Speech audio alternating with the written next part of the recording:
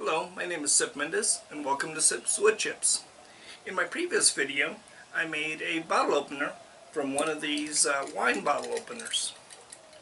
Well, that left me a little part here, and this is the corkscrew, and it needs a handle in order for me to use it properly. There's a cork, and so to drive it in there it needs a handle, and I'll make a handle from this little piece of wood here.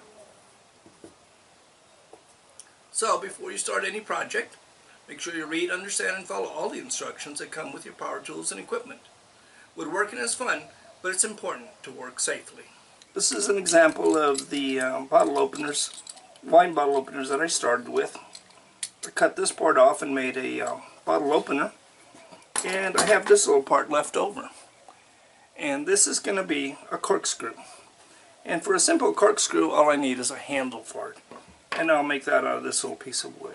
So I'm going to go ahead and I'm going to try to grind off parts of these without marring up this wood right here.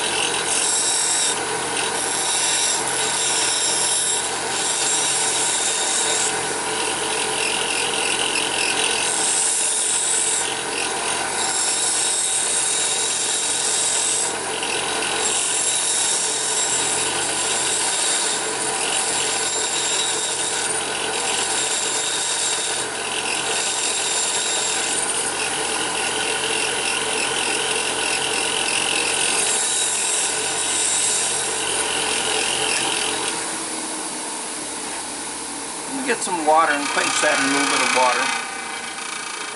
So I'm going to quench this in a little bit of water. And I'm also going to take some masking tape and wrap up this sharp piece here. And so I'm just going to wrap some tape around it. And that'll keep me from hurting myself.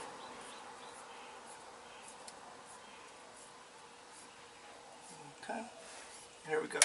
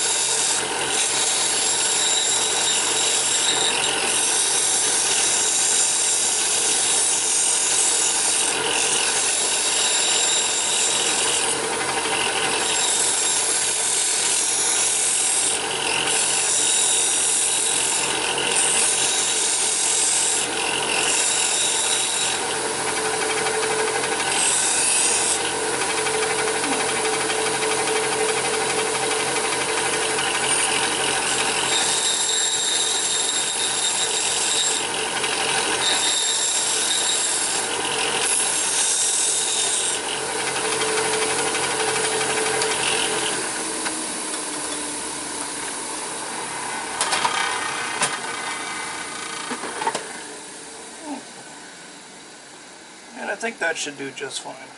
So I'm here at the bandsaw, and it's all tensioned. And the only thing I'm going to do is cut off this little part here, so I can get this a little bit lower.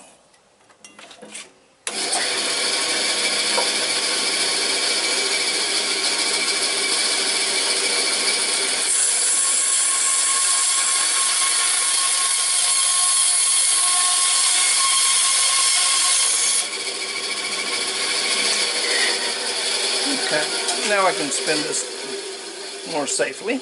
Okay, I'm going to start spinning at 850 RPMs, and I have my face shield on.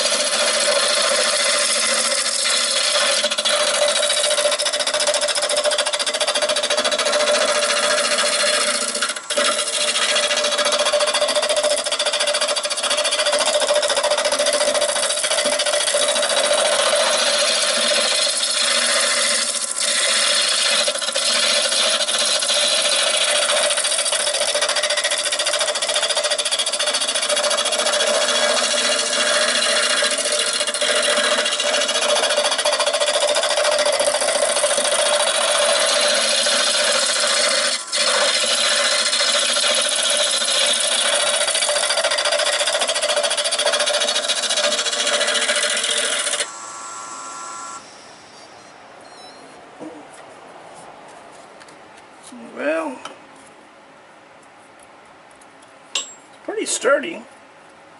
It might not be a large enough a diameter for me, is what I'm thinking. But I'll take it down some more because it got a good grip. This part here is actually good.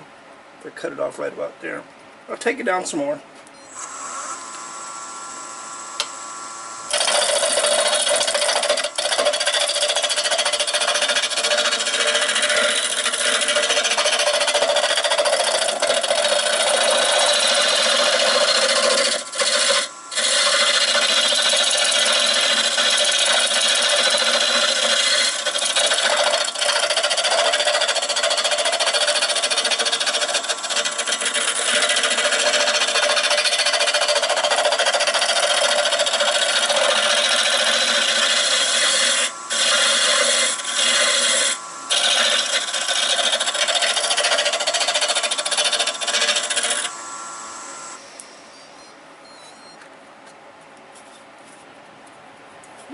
Looks mighty rustic.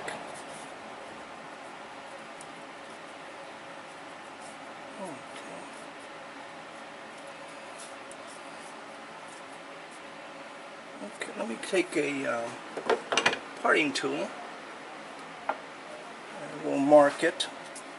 I think I want to mark it about here and here.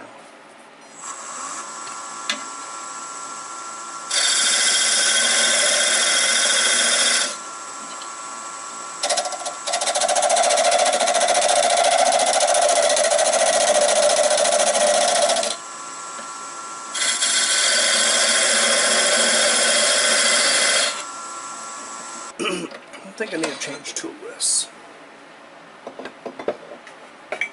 I'm too far from the work.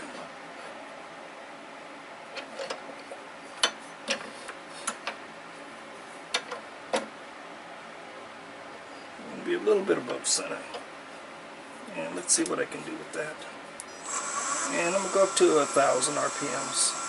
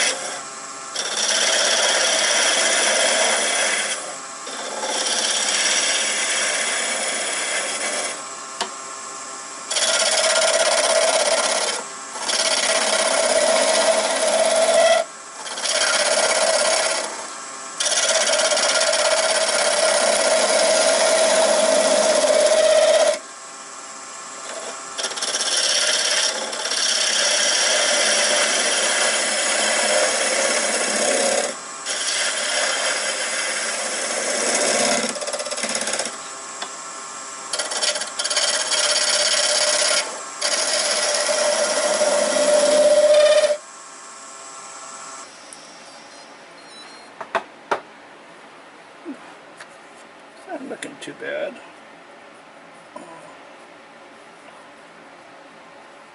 Okay, just go over with a skew.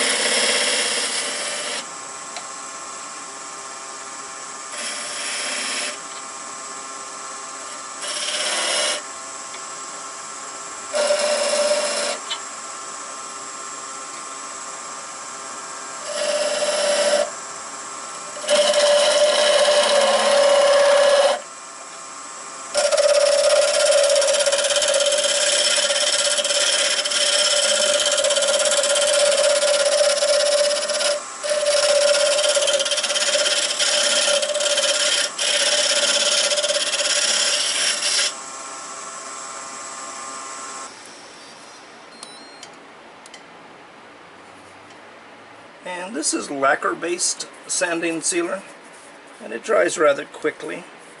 And what I like about it is this wood here, where it's a little bit distressed, maybe even a little bit rotted, it soaks in, hardens it. It's similar to going over it with CA glue.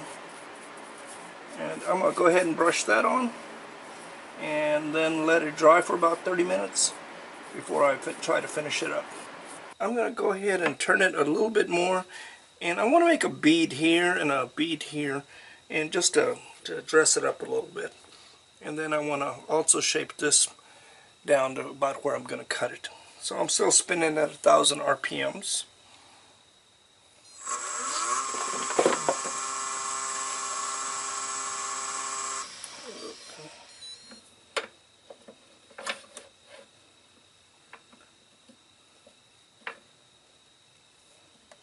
So I'm still spinning at 1,000 RPMs.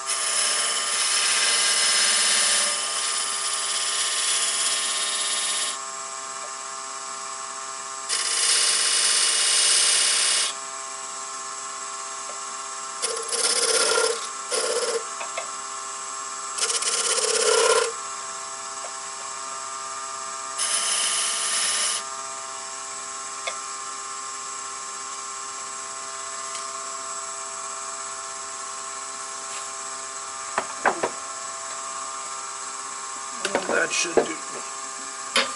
We'll go ahead and sand that offline a little bit, and then we should be ready. Oh, I need to get, I'm going to get in here carefully, and I'm going to round this off slightly, so we match the other end a little better.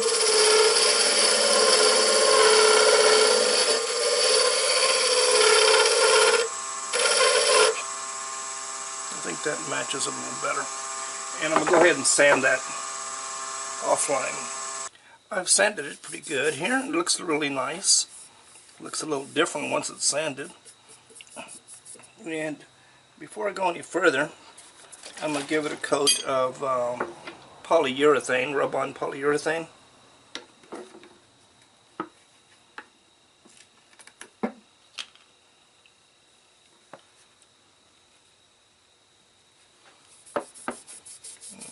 Oh, that really brings out the color in it.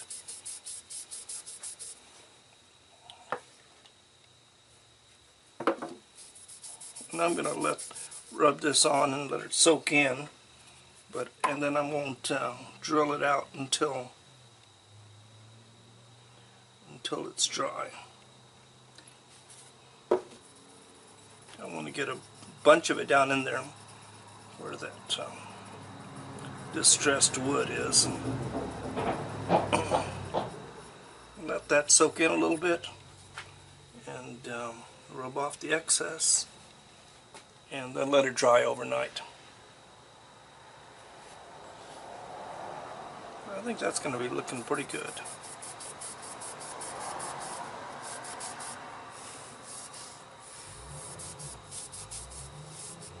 Okay, so I'll let that dry overnight. So here's my handle, and it's been drying overnight, and it's had about 3 or 4 coats of polyurethane, and that really brings out the color and the spalting in the wood.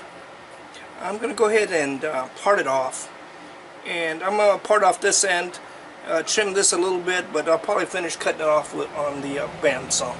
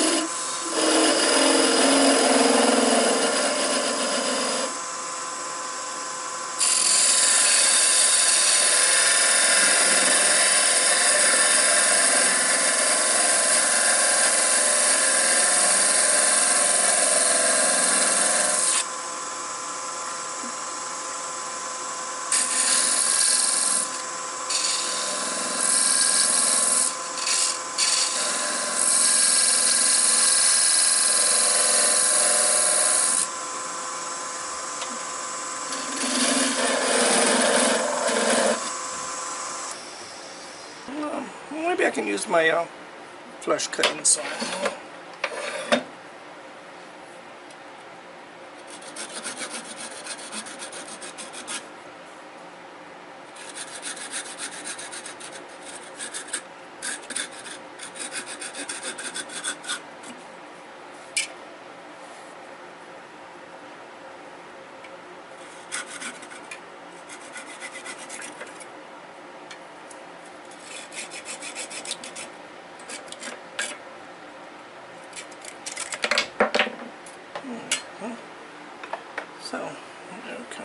So I'll sand these a little bit by hand and shape them.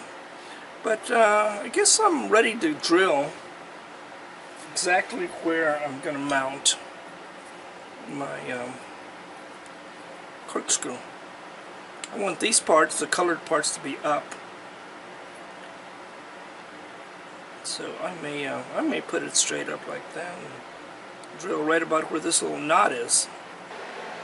I'm ready to drill into my handle, and what I want to do is create a flat spot to accommodate the shank part of this, and pretty close to this little knot there is where I need to drill. I want this part to be up, so when you look down on it you'll see it, and so I want it pretty well centered.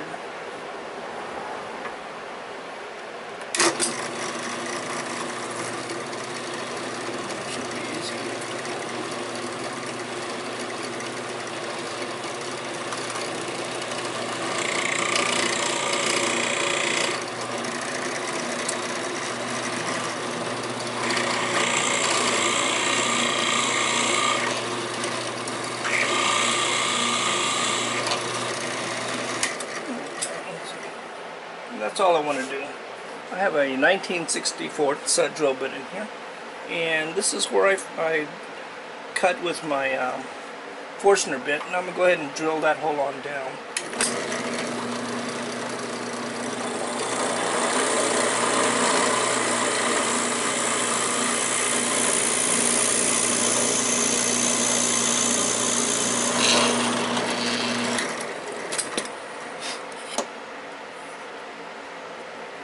So I drilled down that far, and that should accommodate what this one here.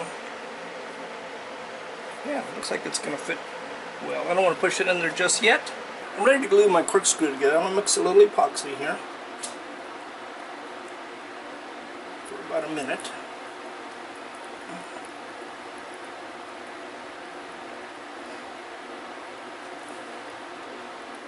And I'm going to give the inside of this a good coating.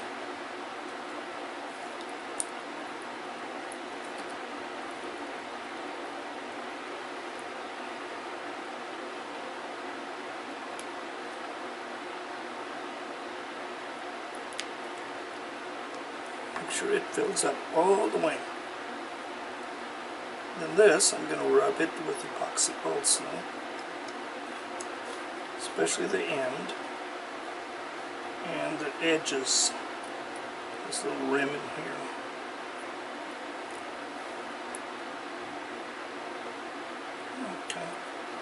then I'm going to insert it.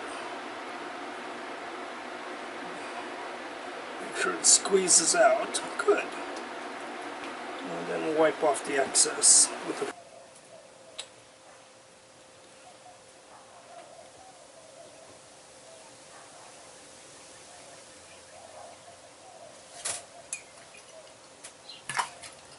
Wow, I think it worked. So here's my finished corkscrew, and as you see, it does work well. Didn't come apart. So thank you for watching. If you've enjoyed this video, click on like. If you're not a subscriber, click on subscribe. If you're not a member of YouTube, sign up for an account. It's quick, it's easy. You can leave comments, ask questions, and get answers. So until next time, cheers.